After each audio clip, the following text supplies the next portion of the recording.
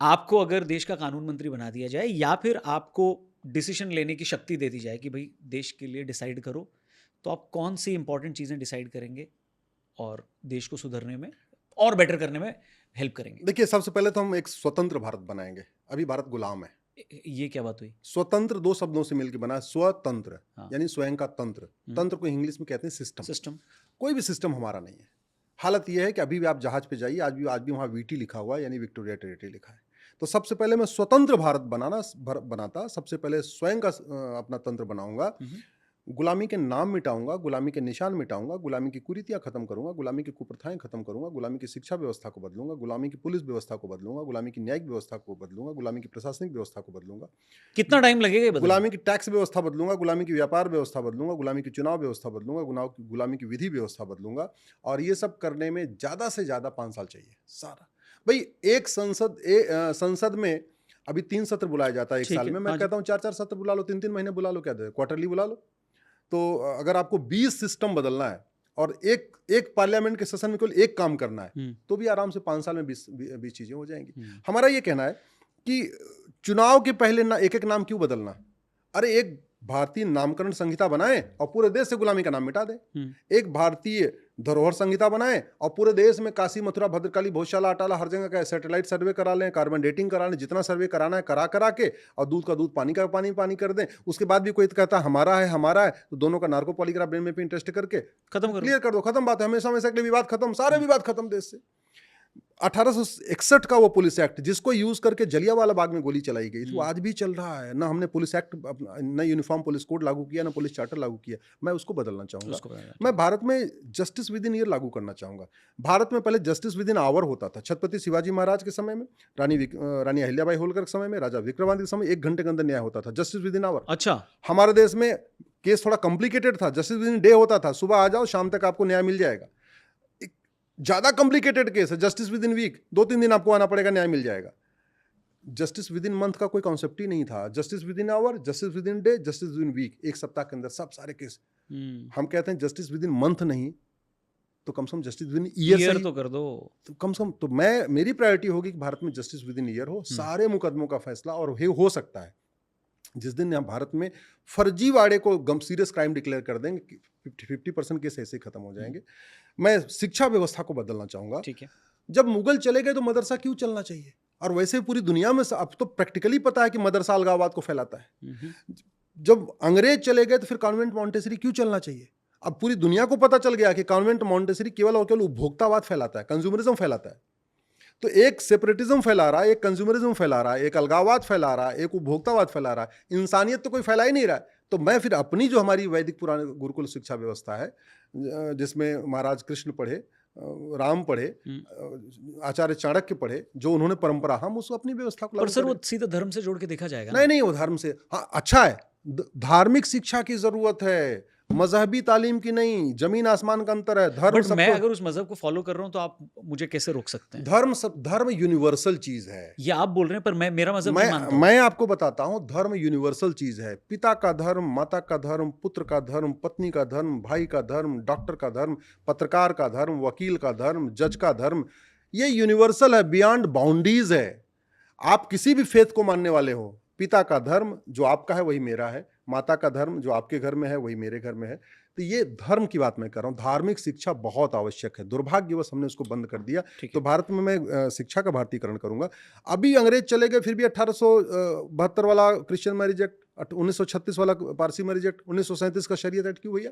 हम अपना uniform civil code लागू करेंगे, हम अपनी पुलिस व्यवस्था लागू करेंगे, हम अपना जुडिशियल चार्टर लागू करेंगे, हम अपना टैक्स व्यवस्था लागू करेंगे। दुनिया में सारे राज्य, जब दुनिया में लोगों को लिखना पढ़ना बोलना नहीं आता था, हमारे पास तक्षशिला यूनिवर्सिटी थी, नालंदा यूनिवर्सिटी थी। पूरी दुनिया के राजकुमार वहां आके पढ़ते थे। मतलब पहले एक मिनिमम क्वालिफिकेशन बनी थी, पूरी दुनिया में जो राजकुमार बनेगा वो जब तक्षशिला से क्वालिफाइड होगा, नालंदा से क्वालिफाइड होगा, उसी को राजकुमार बनाया जाएगा। ये व्यवस्था हुआ करती थी। और आज की डेट में हमारे पास क्या है? 1951 वाला रिप्रेजेंटेशन ऑफ पुलिस एक्ट चल रहा है। ऐसा सड़ा हुआ कानून कि शिक्षक बनने के लिए तो क्वालिफिकेशन है, शिक्षा मंत्री बनने के लिए कोई क्वालिफिकेशन नहीं। हवलदार बनने के लिए भी, होमगार्ड बनने के लिए भी 10वीं पास होना चाहिए। गृह मंत्री बनने के लिए कोई क्वालिफिकेशन नहीं है। मतलब क्लर्क बनने के लिए मिनिमम क्वालिफिकेशन है, वित्त मंत्री बनने के लिए कोई क्वालिफिकेशन नहीं। ये सिस्टम बदलने की जरूरत है। ठीक है। और इसी तरीके जो सबसे इंपॉर्टेंट है, जो भारत के लिए सबसे बड़े खतरे हैं, करप्शन और पॉपुलेशन एक्सप्लोजन। इसको रोकने के लिए चीन में भ्रष्टाचारियों को फांसी होती है, हमारे देश में नहीं हो रही, हमने कानून नहीं बदला। सिंगापुर में ड्रग कारोबारियों को फांसी होती है, हमने वो कानून नहीं लिया। दुनिया के कई देशों में पॉपुलेशन कंट्रोल करके उन्होंने दिखाया, चीन ने भी दिखाया, हमने उसको अडॉप्ट नहीं किया। संजय गांधी वे आपको सही था? संजय गांधी का इंटेंशन ठीक था, रूट ठीक नहीं था, रास्ता ठीक नहीं था। मेथड होपलेस था, intention was good. Intention good, अच्छा था। अगर वो सक्सेस हो गया होता, अगर रास्ता ठीक तरीका होता, तो आज हम बहुत अच्छी पोजीशन में होते। आज हमारी, अगर संजय गांधी का जो मिशन था अगर वो कामयाब हो गया होता, आज हमारी जनसंख्या 90 करोड़ होती। लेकिन उन्होंने रास्ता थोड़ा ठीक नहीं लिया। मुझे लगता है सबको इन्वॉल्व नहीं किया, और जो लीगल प्रोसेस है वो नहीं किया, कानून नहीं बनाया, बस ऐसे ऑर्डर कर दिया, मुंह जबानी ऑर्डर कर दिया, वो ठीक नहीं था। प्रॉपर इसमें कानून बनाने की जरूरत है। और सबसे बड़ी बात, लोगों को सुरक्षा महसूस होनी चाहिए। मेरा मानना है कि घर बहुत मॉडर्न हो, ये लाइट लगी हो, चमकीला हो, फलाना हो, लेकिन अगर वो सेफ नहीं है तो फायदा नहीं, बेकार है। ठीक है, सही। गाड़ी आपकी बड़ी मॉडर्न हो, अगर सेफ नहीं है तो बेकार है। विकास से ज्यादा जरूरी है सुरक्षा। इसलिए मेरा मानना है विकसित भारत से ज्यादा जरूरी है सुरक्षित भारत। डेमोग्राफिक इम्बैलेंस बहुत तेजी के साथ हो रहा है। मैं कह रहा हूं 0.1% ही सही, लेकिन लगातार डेमोग्राफी बदल रही है। डेमोग्राफी बदल रही है लफ्ज़ जिहाद के कारण, डेमोग्राफी बदल रही है लैंड जिहाद के कारण, डेमोग्राफी बदल रही है घुसपैठ के कारण, डेमोग्राफी बदल रही है धर्मांतरण के कारण, डेमोग्राफी बदल रही है पॉपुलेशन एक्सप्लोजन के कारण। उसको रोकना जरूरी है, क्योंकि जो डेमोग्राफिक इम्बैलेंस है उससे संविधान को खतरा है। जब तक भारत में हिंदू बहुसंख्यक हैं तब तक ये संविधान है, जब तक हिंदू बहुसंख्यक हैं तब तक भारत में लोकतंत्र है। आप दुनिया में और कोई देश बताइए जहां मुस्लिम मेजॉरिटी में हो और वहां पे डेमोक्रेसी हो। तो भारत में जब तक हिंदू बहुसंख्यक है तब तक सेकुलरिज्म है, जब तक हिंदू बहुसंख्यक है तब तक डेमोक्रेसी है, जब तक हिंदू बहुसंख्यक है तब तक liberty of thought, liberty of belief, liberty of faith, liberty of worship है।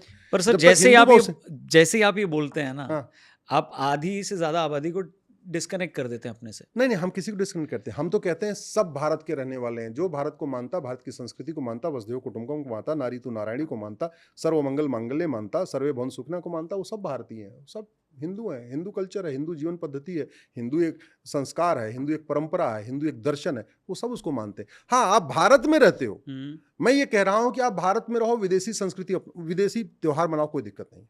भारत में रह के आप विदेशी स्टाइल में कपड़े पहनो, वो भी चलेगा। भारत में रह के आपकी पूजा पद्धति आपकी विदेशी, वो भी चलेगा। लेकिन भारत में रह के आपकी सोच भारत विरोधी नहीं होनी चाहिए। आप भारत में रह के भारत के रामकृष्ण से नफरत करेंगे, वो चिंता की बात है। आप भारत में रहते हैं और भगवान ब्रह्मा विष्णु महेश से नफरत करते हैं, भारत में रहते हैं हनुमान गणेश बालाजी से नफरत करते हैं, भारत में रहते हैं और हमारे कहते हैं नवरात्रे से और दुर्गा पूजा से और दिवाली से नफरत करते हैं और होली से नफरत करते हैं, वो एक दिक्कत है, वो ठीक करने की जरूरत है। और वो तभी हो सकता है जब भारत में समान शिक्षा लागू हो, यूनिफॉर्म एजुकेशन सिस्टम हो, one nation one syllabus, one nation one curriculum, one nation education board. आप बताइए, अगर एक रेलवे बोर्ड से पूरे देश की रेल चल सकती है तो एक एजुकेशन बोर्ड से पूरे स्कूल नहीं चल सकते क्या? अगर भारत में वन नेशन वन टैक्स हो सकता है कि इस वाले सामान पे 5% जीएसटी, इस वाले सामान पे 12% जीएसटी, तो वन नेशन वन सिलेबस क्यों नहीं हो सकता? पूरे देश में यूनिफॉर्म एजुकेशन हो सकता है, यूनिफॉर्म सिलेबस हो सकता है, यूनिफॉर्म करिकुलम हो सकता है, पूरे देश में एनसीईआरटी किताब सबके लिए पढ़ाई जा सकती है। हम कहते हैं पूरा टाइम नहीं, कम से कम 10वीं तक ही सही, लेकिन यूनिफॉर्म एजुकेशन होगा, क्योंकि माँ के पेट में कोई ब्राह्मण क्षत्रिय वैश्य दलित नहीं होता, माँ के पेट में कोई हिंदू मुसलमान पारसी ईसाई नहीं होता। वो सब कुछ होता है पैदा होने के बाद। पैदा होने के बाद उसकी परवरिश कैसी है, उसकी शिक्षा कैसी है, उसको एजुकेशन क्या दिया गया, कल्चर क्या दिया गया, उसी से डिपेंड करेगा। वो भारत को मानेगा, भारत विरोधी बनेगा, उसी से वो डॉक्टर बनेगा, इंजीनियर बनेगा, प्रोफेसर, सब कुछ पैदा होने के बाद ही तय हो रहा है। तो ऐसे ही अलगाववादी बनेगा, आतंकवादी बनेगा, जिहादी बनेगा, उन्मादी बनेगा, गजवा हिंद का ख्वाब देखेगा, जोशुआ प्रोजेक्ट शुरू करेगा, या गुरु तेग बहादुर, गुरु गोविंद सिंह की परंपरा को आगे बढ़ाएगा, छत्रपति शिवाजी महाराज, संभाजी महाराज को परंपरा को आगे बढ़ाएगा, वो भी डिपेंड करेगा उसको पढ़ाया क्या जा रहा है। इसलिए मैं एजुकेशन सिस्टम बदलना बहुत जरूरी मानता हूँ। Thank you very much sir. बहुत सारी बातें हैं, बहुत सारे सवाल भी आएंगे। आई थिंक व्यूअर्स भी अपने सवाल भेज सकते हैं कमेंट सेक्शन में। ये अदालत अगली तारीख के लिए बर्खास्त की जाती है, आपको ऑर्डर दिया जाता है, आप अगले पॉडकास्ट में भी आएंगे। धन्यवाद।